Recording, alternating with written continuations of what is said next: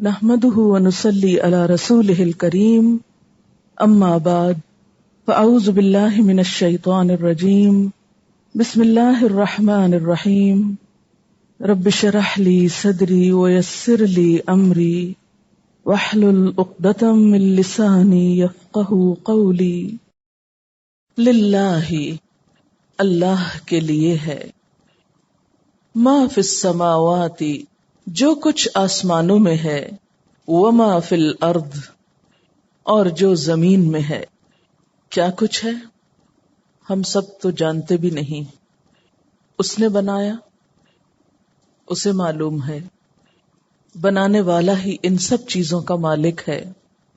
وَإِن تُبْدُوا مَا فِي أَنفُسِكُمْ اور اگر تم ظاہر کرو گے جو تمہارے دلوں میں ہے، اپنے دل میں آنے والے خیالات کے بارے میں اگر تم کسی کو بتا بھی دو، او تخفوہ یا تم چھپاؤ گے اس کو، یعنی کسی کو نہ بتاؤ، تمہارے دل کی باتیں صرف تمہیں کو معلوم ہو. اگر ان میں کچھ ایسی باتیں ہوئیں جو اس کو پسند نہ ہوئیں تو کیا ہوگا؟ یحاسبکم بہ اللہ ان باتوں پر اللہ تمہارا حساب لے گا، تم سے پوچھے گا. پھر کیا ہوگا؟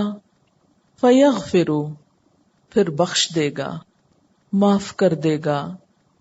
لمن یشاء جس کو چاہے گا. ویعذب اور عذاب دے گا، سزا دے گا. من یشاء جس کو چاہے گا. واللہ اور اللہ تعالی علی کل شیء ہر چیز پر قدیر قدرت رکھنے والا ہے.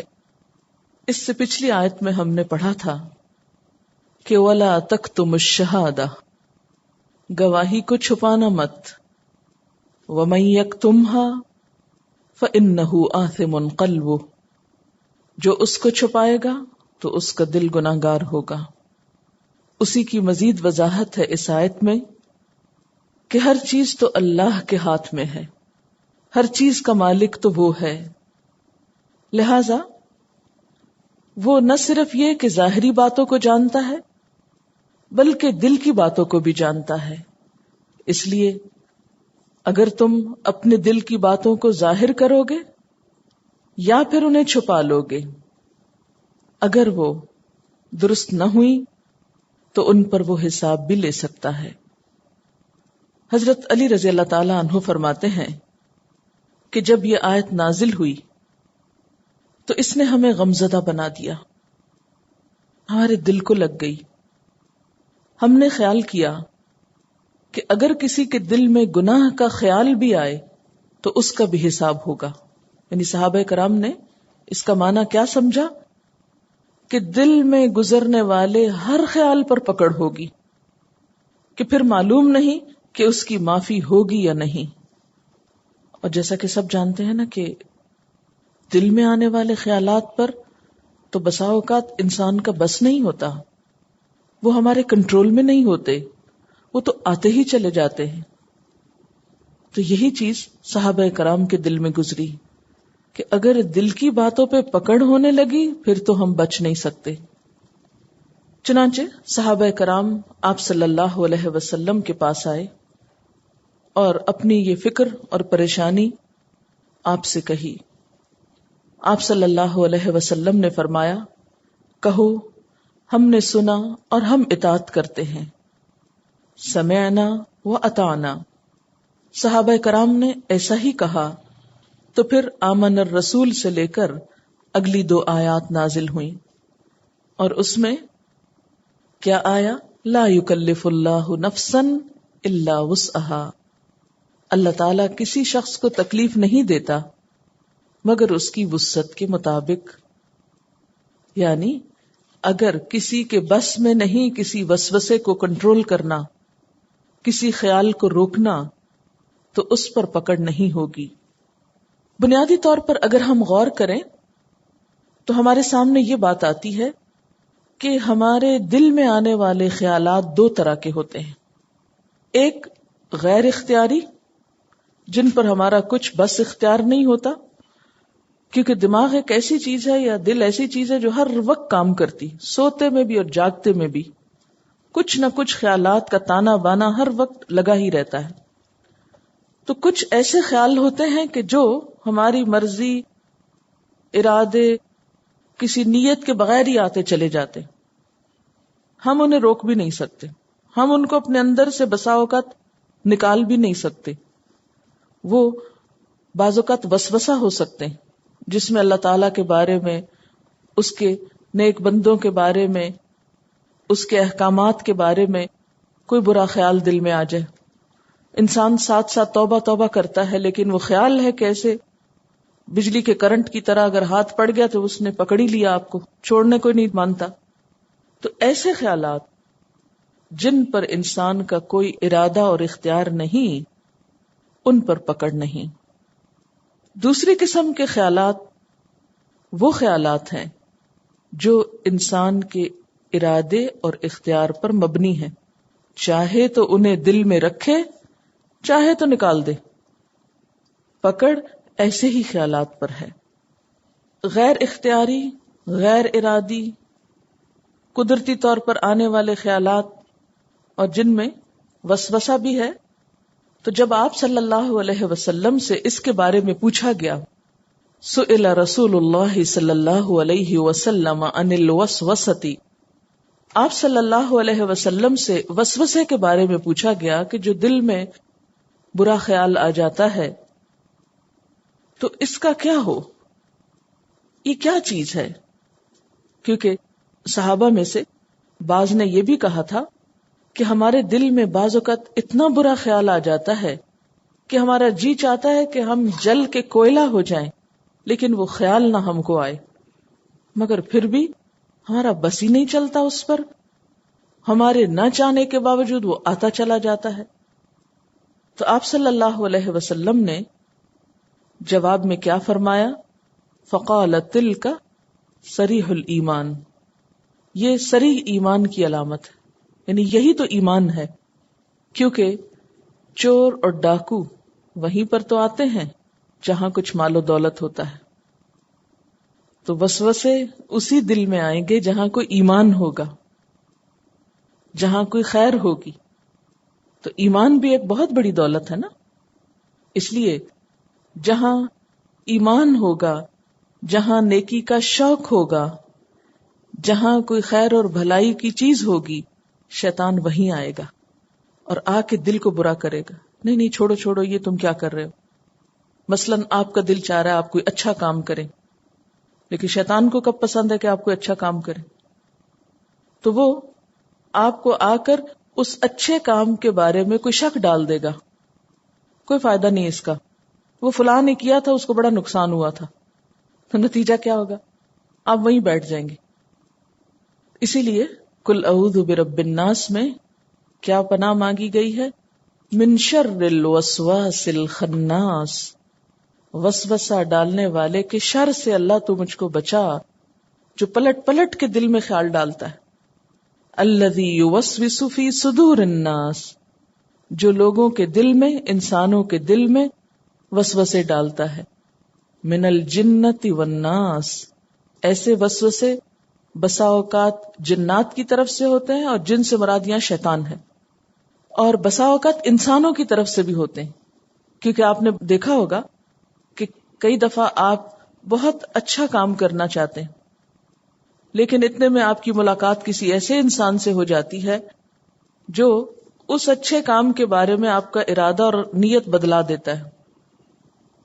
آپ گھر سے نکلتے ہیں ایک اچھی نیت لے کر، مثلا یہاں پر آپ آئے ہیں پڑھنے کے لیے، بڑے عزم و ارادے سے، بڑے جذبے سے، بڑے شوق سے، بڑی قربانی کر کے یہاں آتے ہیں. تو بسا اوقات کیا ہوتا ہے، آپ کی دوستی، آپ کا تعلق کسی ایسے انسان سے ہو جاتا ہے کہ جس کو نہ خود پڑھنے کا شوق ہے نہ آپ کو پڑھنے دینا چاہتا ہے.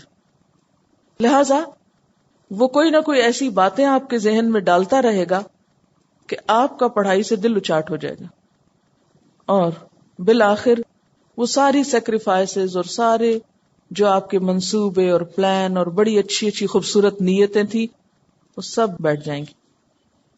تو اس لیے اللہ تعالیٰ کو پتا تھا کہ یہ کام صرف شیاطین نہیں کرتے، انسان بھی کرتے ہیں. اس لیے یہ دعا سکھائی گئی کہ اللہ کی مدد کے ساتھ ہی ان چیزوں پر قابو پایا جا سکتا ہے. پھر اسی طرح غیر اختیاری خیالات جو ہیں، جو ہماری مرضی سے نہیں آتے، ان کے بارے میں نبی صلی اللہ علیہ وسلم نے فرمایا ان اللہ تجاوز لی عن امتی ما وسوست به صدورها ما لم تعمل او تتکلم. متفق علیہ. اللہ تعالیٰ نے میری امت سے جی میں آنے والی باتوں کو معاف کر دیا ہے، دل میں آنے والے خیالات کو معاف کر دیا ہے، البتہ ان پہ پکڑ اس وقت ہوگی جب ان پہ عمل کیا جائے یا جن کا اظہار زبان سے کر دیا جائے. یعنی اگر آپ کے دل میں کوئی برا خیال آ رہا ہے اور آپ کہتے ادھر آؤ میں تم کو سناؤں، آپ اس کو بول دیتے ہیں. مثلا آپ کے دل میں نعوذ باللہ کوئی کفریہ خیال آ رہا ہے، اللہ تعالیٰ کی ذات کے بارے میں کوئی بدگمانی آ رہی ہے، اللہ معاف کرے اس چیز سے بچائے، یا کسی انسان کے بارے میں آ رہی، تو جب تک وہ دل میں بغیر ارادے اور بغیر نیت کے آ رہی ہے چیز، اللہ تعالیٰ اس کو معاف کر دے گا. لیکن اگر آپ دوسروں کو بھی وہ اپنے خیالات بتانے بیٹھ گئے اور وہ کفریہ کلمات زبان سے بولنے لگے، یا آپ کو کسی انسان کے بارے میں کوئی بدگمانی ہے، تو آپ بغیر کسی تحقیق اور بغیر کسی حقیقت کے اس کا ذکر لوگوں میں کرنا شروع ہو گئے محض گمان اور خیال کی بنیاد پر، تو اس کلام پر بھی پکڑ ہوگی، پھر پوچھ ہوگی.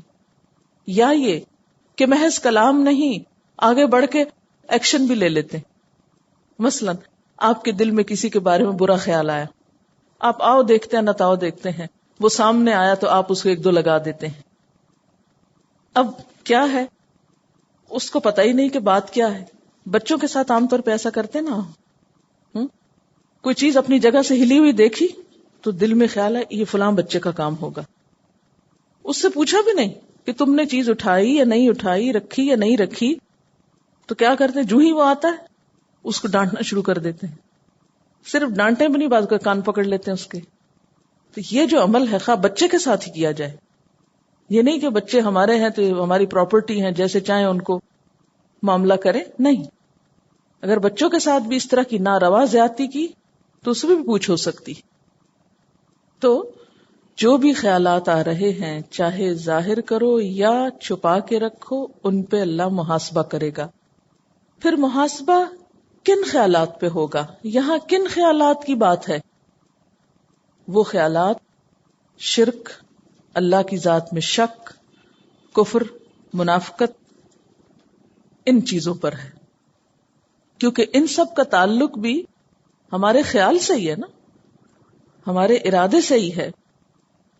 تو وہ مضبوط عزائم، پکے ارادے، دل کے فیصلے جو کسی غلط بات کے لیے ہوں، ان پر پکڑ ہوگی. مثلا ایمان کہاں ہے آپ کا؟ دل میں ہوتا ہے نا. اب مثلا آپ کہے میں مسلمان ہوں، مجھے تو نہیں پتا، آپ تو زبان سے کہہ رہے ہیں، میں تو یقین کر لوں گی، لیکن اللہ کو پتا ہے کہ دل میں کیا ہے. تو ایمان بھی دل کا فعل ہے نا. اب اگر ایک شخص زبان سے کہہ رہا ہے لیکن دل میں وہ کفر رکھے ہوئے ہے، تو زبان سے کہنا اس کو کچھ فائدہ نہیں دے گا. کس کی بات مانی جائے گی؟ کہ اس کے دل میں کیا ہے. اسی طرح منافقت کیا ہے؟ کہاں ہوتی منافقت؟ دل میں ہوتی. فی قلوبہم مرض، ان کے دلوں میں بیماری ہے. اسی طرح آپ دیکھتے ہیں کہ اخلاق کی کچھ باتیں ایسی ہیں جن کا تعلق انسان کے دل سے ہوتا ہے. مثلا صبر، تواضع، عاجزی، انکساری، قناعت، سخاوت، یہ سب کچھ کیا ہے؟ دل میں ہوتا ہے نا. حدیث میں آتا ہے کہ جب انسان کسی اچھے کام کی نیت کر لیتا ہے، ابھی وہ کام کیا نہیں اس نے، تو نیت پر بھی ثواب لکھ لیا جاتا ہے، وہیں سے مارکنگ شروع ہو جاتی. اور اگر وہ کر لیتا ہے تو کم از کم 10 گنا اجر ملتا ہے، اور زیادہ سے زیادہ تو پھر اللہ تعالیٰ کے ہاتھ میں ہے، جتنا چاہے دے۔ اچھا، اسی طرح آپ دیکھیں کہ بعض گناہ جن پر پکڑ ہوگی اور وہ دل کے گناہ ہیں، مثلا حسد، آپ کسی سے جیلس ہوتے ہیں، اسی طرح تکبر، کہاں ہوتا ہے تکبر؟ اس کا مقام کہاں ہے؟ دل میں ہے نا، آپ اپنے آپ کو بڑی شے سمجھتے۔ پھر اسی طرح بغض کہاں ہوتا ہے؟ دکھائیں؟ نہیں دکھا سکتے، اس لیے کہ دل میں ہی ہوتا ہے، اگر کسی سے ہو، اللہ نہ کرے۔ پھر دنیا کی محبت کہاں ہوتی؟ دل میں ہوتی۔ حرص، لالچ، یہ سب چیزیں کہاں ہوتی؟ دل میں۔ اس لیے جس دل میں یہ سب کچھ بھرا ہوا ہو، اس دل کے خیالات پر بھی پکڑ ہو سکتی ہے۔ پھر اللہ کے ہاتھ میں ہے کیا؟ فَيَغْفِرُ لِمَن يَشَاءُ، جسے چاہے معاف کر دے، ان چیزوں کے باوجود بھی جسے چاہے معاف کر دے، اور وَيُعَذِّبُ مَن يَشَاءُ، جسے چاہے عذاب دے دے۔ اس کا کیا مطلب ہے؟ اس کا مطلب ہے پھر تو انسان کو کچھ بھی نہیں کرنا چاہیے، یا پھر جو دل میں آئے کرنا چاہیے، کیونکہ پتہ نہیں کس کو معاف کر دے اور کس کو وہ چھوڑ دے۔ نہیں، اس کا مطلب یہ ہے کہ اس سے اللہ تعالی کا مکمل اقتدار اور مکمل مالک ہونا ہمارے سامنے آتا ہے، کہ ہر چیز کا مالک وہ ہے۔ کیسے؟ جیسے آیت کے شروع میں آتا نا، للہ ما فی السماوات وما فی الارض، اسی کے لیے ہے جو آسمانوں اور جو زمین میں ہے۔ تو جب ہر چیز اس کی ہے تو اس سے کیا پتہ چلتا ہے؟ اسی کی مزید وضاحت آگے ہوئی، فَيَغْفِرُ لِمَن يَشَاءُ وَيُعَذِّبُ مَن يَشَاءُ، جب ہر چیز اس کی ہے، ہر چیز پہ اس کا اختیار اور اقتدار ہے، تو پھر جس کو چاہے معاف کر دے، جس کو چاہے سزا دے۔ یعنی اس سے پتہ چلتا ہے کہ فیصلے اللہ کی مشیت پر ہوں گے، فیصلے اللہ کی مشیت پر ہوں گے، کسی اور کو ان میں دخل نہ ہوگا، کوئی اور اس میں انٹرفیئر نہیں کر سکے گا، ہوگا وہی جو وہ چاہے گا۔ لیکن اس کا یہ مطلب نہیں کہ اس کی مشیت کے لیے کوئی قاعدہ یا ضابطہ نہیں، وہ نعوذ باللہ اندھا دھند فیصلہ نہیں کرے گا۔ ہر شخص جو ڈیزرو کرے گا اس کے مطابق ہی وہ اس کے ساتھ معاملہ کرے گا، اس سے تو کسی ظلم کا تصور بھی نہیں کیا جا سکتا۔ جیسے آتا نا، وما انا بظلام للعبید، وما انا، اور نہیں ہوں میں، بظلام، ظلم کرنے والا، للعبید، بندوں کے لیے۔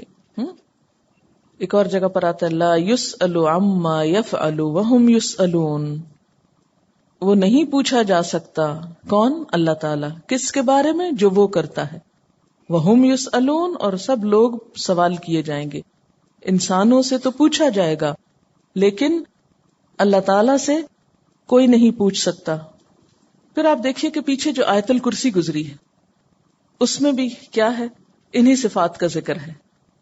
آیت الکرسی کیا ہے؟ دراصل اللہ تعالیٰ کا ایک تعارف ہے، اس کے علم، اس کی ملکیت، اس کی قدرت، انہی چیزوں کا ذکر ہے نا۔ تو اس آیت میں بھی آپ دیکھیں کیا ہے، للہ ہی میں ملکیت ہے، پھر یغفر لمن یشاء میں اس کی قدرت ہے، اور پھر واللہ علی کل شیء قدیر، اور اللہ تعالیٰ ہر چیز پر قدرت رکھنے والا ہے۔ اور ان تبدوا ما فی انفسکم او تخفوہ، اس میں کیا ہے؟ اس کے علم کا اظہار ہے۔ تو آیت الکرسی میں بھی اس کی یہی صفات بیان کی گئی ہیں۔ اس کے بعد سورۃ البقرہ کی آخری 2 آیات جن کی بہت فضیلت آتی ہے احادیث میں، نبی صلی اللہ علیہ وسلم کو معراج کی رات جو 3 چیزیں ملی، ان میں سے ایک سورۃ بقرہ کی یہ آخری 2 آیات بھی تھی۔ نبی صلی اللہ علیہ وسلم جب آسمانوں پر تشریف لے گئے تھے معراج کے موقع پر، تو اس وقت یہ 2 آیتیں بھی آپ کو دی گئی تھیں۔ یہ صحیح مسلم کی روایت ہے۔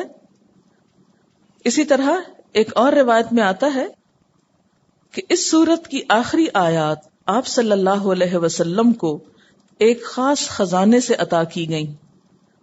کہاں سے عطا کی گئیں؟ ایک خزانے سے جو عرش الہی کے نیچے ہے. اور یہ آیات آپ کے سوا کسی اور نبی کو نہیں دی گئیں. پھر یہ کہ ان آیات کے آخر میں حضرت معاذ رضی اللہ تعالی عنہ آمین کہا کرتے تھے، اور ظاہر ہے کہ انہوں نے یہ عمل نبی صلی اللہ علیہ وسلم سے دیکھا ہوگا. نبی صلی اللہ علیہ وسلم نے ان آیات کے بارے میں یہ بھی فرمایا ہے کہ جو شخص سورۃ بقرہ کی آخری 2 آیتیں رات کو پڑھ لیتا ہے اس کو یہ کافی ہو جاتی ہیں، یعنی اس کی حفاظت کے لیے. اس کے اس پڑھنے کی بدولت اللہ تعالیٰ اس کی حفاظت فرماتے ہیں. چلیے اب یہ آیتیں پڑھتے ہیں. آمن الرسول بما انزل الیہ من ربہ والمؤمنون کل آمن باللہ وملائکتہ وکتبہ ورسلہ لا نفرق بین احد من رسلہ وقالوا سمعنا واطعنا غفرانک ربنا والیک المصیر.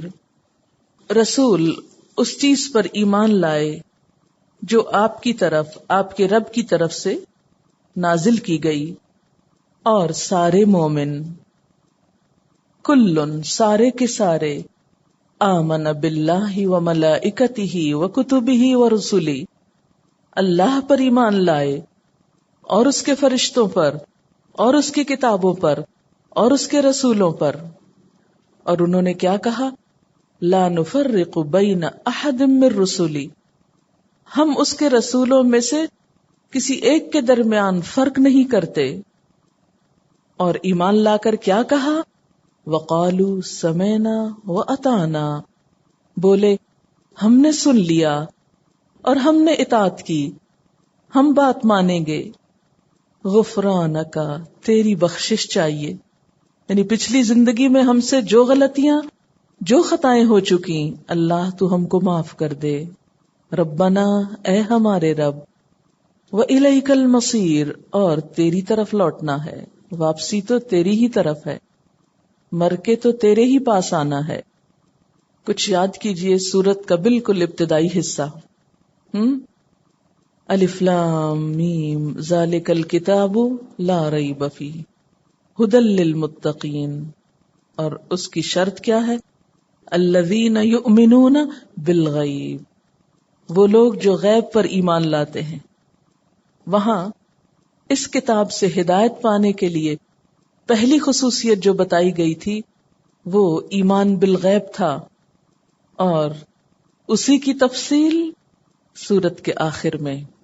وہاں اشارہ تھا، یہاں ڈیٹیل ہے کہ ایمان بالغیب کیا ہوتا ہے، کس ایمان بالغیب کی بات ہے، اس میں کیا کیا چیزیں شامل ہیں. وہاں آپ کو ایک بات بار بار یاد دلائی گئی تھی کہ متقی وسیع النظر ہوتا ہے، وسیع القلب ہوتا ہے، اس کے اندر کوئی تعصب نہیں ہوتا، اس کے اندر تنگ دلی نہیں ہوتی. لہذا وہ صرف ظاہر نظر آنے والی چیزوں کو ہی نہیں مانتا بلکہ غیب پر بھی ایمان رکھتا ہے. دیکھیں نا، جو تنگ دل ہوگا وہ تو صرف 2 اور 2 4 کو مانے گا، اس کے سامنے 2 اور 2 5 نہیں ہو سکتے، وہ ریجڈ ہوگا. لیکن مومن وسیع نظر ہوتا ہے، اس کی نظر میں بصیرت ہوتی، وہ صرف ظاہر میں نہیں دیکھتا، پردے کے پیچھے بھی دیکھ سکتا ہے. اور یہ دیکھنا ایمان کا دیکھنا ہے. اور یہاں سورت کے اختتام پر کیا بتا دیا گیا کہ پیغمبر صلی اللہ علیہ وسلم اور آپ کے ساتھیوں نے ایمان لا کر یہ واضح کر دیا کہ ہم یہ سب کچھ مانتے ہیں. اور خاص طور پر شروع میں کہا گیا تھا یؤمنون بالغیب، بیچ میں بہت سے احکامات دیے، آخر میں پھر اس کی تکرار کے بعد کہا سمعنا و اطعنا، ہم نے اس صورت میں آنے والے تمام احکامات سن لیے. سنے تھے، ہم تو مانتے بھی نہیں کہ ہم نے سنا ہے. اور صحابہ کرام کو حضور صلی اللہ علیہ وسلم نے جب پریشانی ہوئی کہ ہماری پکڑ ہو جائے گی تو اس وقت کہا کہ آپ کو سمعنا و اطعنا، انہوں نے فوراً ہی کہہ دیا. لیکن ہم سن کے بھی سنتے نہیں، مشکل یہ ہے، سمعنا ہم نے سن لیا جو کچھ اللہ پاک نے ان 286 آیات میں 286 آیات میں ہم کو بتایا اس سورۃ البقرہ میں، سب کچھ سن لیا ہم نے. اب ہم کریں گے کیا؟ یہود کی طرح یا ایمان والوں کی طرح؟ یہود نے کیا کہا تھا؟ سمعنا و عصینا، ہم نے سن لیا، ماننا کوئی نہیں. ہم نے ذرا دل ٹٹولے اپنے، کیا سوچتے ہیں ان سب باتوں کے بارے میں جو آپ سن چکے؟ اقسام بر بہت سی سن چکے. ہم نے سن لیا، اب ہمیں کیا کرنا ہے؟ اطعنا، ہم اب اطاعت کریں گے، اب ہمیں عمل کرنا ہے. ہم ان لوگوں کی طرح نہیں جو تعصب برتتے ہیں، صرف اپنے رسولوں کو مانتے ہیں، صرف اپنی کتابوں کو مانتے ہیں اور دوسرے انبیاء کا انکار کرتے ہیں. نہیں، ہم تو کسی کے درمیان فرق بھی نہیں کرتے. لا نفرق بین احد من رسلہ، ہم اللہ کے رسولوں میں سے کسی کے درمیان تفریق نہیں کرتے، سب کو رسول مانتے ہیں. پھر آپ دیکھیے کہ یہاں پر جو تفصیل بتائی گئی وہ کیا ہے. آمن الرسول، کتنا خوبصورت آغاز ہے نا، کہ بتانے والا سب سے پہلے خود ایمان لا رہا ہے. یہ نہیں کہا گیا کہ صرف مومن ایمان لائیں، بلکہ آمن الرسول، رسول صلی اللہ علیہ وسلم ایمان لائے. کس چیز پر؟ اس پر بما انزل الیہ، جو آپ کی طرف نازل کی گئی، ہر وہ چیز جو آپ کی طرف نازل کی گئی. سورۃ البقرہ کے شروع میں بھی ہم نے کہا تھا نا، والذین یؤمنون بما انزل الیک، الیک سے مراد کیا تھا؟ آپ صلی اللہ علیہ وسلم. تو یہاں پر بھی کیا ہے کہ پیغمبر خود ایمان لائے جو آپ کی طرف آپ کے رب نے اتارا تھا. آمن الرسول بما انزل الیہ من ربہ، کیونکہ جب تک بتانے والا خود پوری طرح کنونسڈ نہ ہو، خود ایمان نہ رکھتا ہو، خود اس کا شرح صدر نہ ہو، خود اس بات کی تصدیق نہ کرتا ہو جو وہ دوسروں کو بتا رہا ہے، تو اس کے بتانے میں بھی وہ کنونسنگ پار نہیں ہوتی، تاثیر نہیں ہوتی. تو قول اور فعل کا تضاد جو ہے یہ بہت ناپسندیدہ چیز ہے اللہ تعالیٰ کے نزدیک، کہ انسان کہے کچھ کرے کچھ. یا دوسروں کے لیے تو جیسے یہود کے بارے میں آیا اتأمرون الناس بالبر وتنسون انفسکم، ان کے علماء یہی کر رہے تھے نا. لیکن نبی صلی اللہ علیہ وسلم کی خوبی کیا بتائی گئی کہ جو آپ کی طرف اتارا گیا اس کو پہلے آپ نے خود مانا. آمن الرسول بما انزل الیہ من ربہ والمؤمنون، اور سارے مومن وہ بھی ایمان لے آئے. کلن، سارے کے سارے، آمنا ایمان لائے، کس چیز پر؟ باللہ، سب سے پہلے اللہ پر. اب یہ ایمان کی تفصیل ہے، اس کو کیا بولتے ہیں؟ ایمان مفصل. کلن آمن باللہ، سب ایمان لائے اللہ پر، وملائکتہ، اور اس کے فرشتوں پر، وکتبہ، اور اس کی کتابوں پر، ورسلہ، اور اس کے رسولوں پر. یہاں 4 چیزوں کا ذکر کیا گیا، 2 چیزیں یہاں ذکر نہیں کی گئیں. ایک تو آخرت کی بات اور ایک تقدیر کی بات. جب ہم ایمان مفصل پڑھتے ہیں تو کیا کرتے ہیں؟ آمنت باللہ وملائکتہ وکتبہ ورسلہ والیوم الآخر والقدر خیرہ وشرہ من اللہ تعالی والبعث بعد الموت. تو والقدر خیرہ وشرہ من اللہ تعالی، کہ اچھی بری تقدیر، انسان کو ملنے والی بھلائی برائی سب اللہ کی طرف سے ہوتی ہے. والبعث بعد الموت، اور موت کے بعد دوبارہ جی اٹھنے پر بھی میں ایمان لاتا ہوں. ان 2 کا تعلق بھی ایمان بالغیب ہی سے ہے. لیکن یہاں خاص طور پر جن چیزوں کا ذکر کیا گیا اس کا تعلق ہدایت سے ہے، ان میں ایک لنک ہے. آپ دیکھیے ہمارے پاس ہدایت کیسے پہنچی؟ اللہ تعالی کی طرف سے آئی، آمن باللہ. کس کے ذریعے آئی؟ و ملائکتہ. کیا لے کر آئے؟ و کتبہ. کس پر لائے؟ و رسلہ. وآخر دعوانا ان الحمد للہ رب العالمین. سبحانک اللہم و بحمدک نشہد ان لا الہ الا انت نستغفرک و نتوب الیک. والسلام علیکم.